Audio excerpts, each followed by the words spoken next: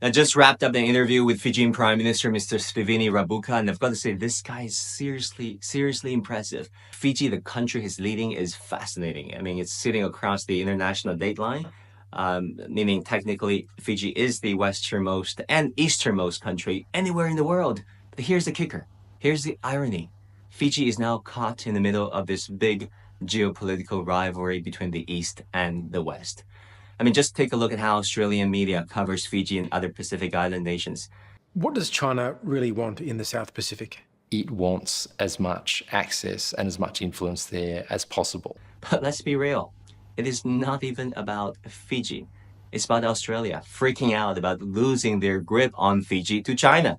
The narrative? China is this sinister and corrupt power creeping into Fijian society, pulling it out of Australia and New Zealand's orbit. It's all innuendos, half-truth, and unsubstantiated claims designed to stir up fear. What will be your message to those who are fueling rivalries and encouraging Cold War-style bloc confrontations these days? I do not want to be drawn into that because we are friends with China and we are friends with others who may not be so friendly with China. And if others do not like that and want to alienate us because of that, they're free. If they cut us off, we will survive. Take Juntao or mushroom grass, for example. I bet most of you haven't heard about it. It is this hybrid grass that keeps soil from drying out and turning into desert. Plus, it boosts crop yields like crazy. Now, in Fiji, they use it to grow mushrooms during the dry season.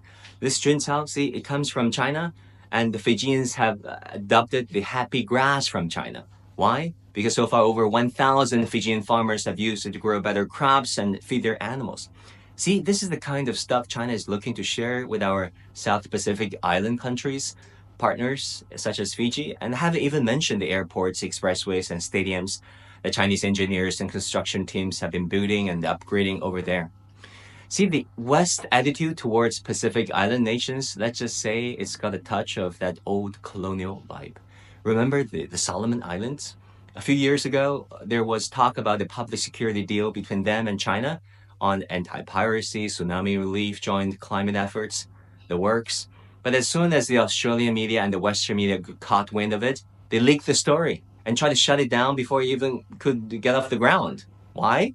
Because they didn't want it to happen. But seriously, why can't the Solomons make their own decisions? They're a former UK colony, sure, I know that, but so is Australia.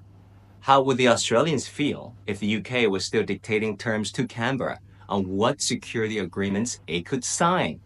And this is not a one-off. These stories keep popping up over the years. See, maybe it is time we actually listen to our Pacific Island friends, what they have to say, and consider what they truly want. Do not use force or the threat of force. And they are all in line with what I have in mind as I propose the ocean of peace. The Pacific has suffered a lot in the world wars. And now we would like to put all those behind us and develop an ocean of peace. And it's something that we must all strive for and not use our own will or wish to dominate, interfere with the harmonious coexistence of those in the region.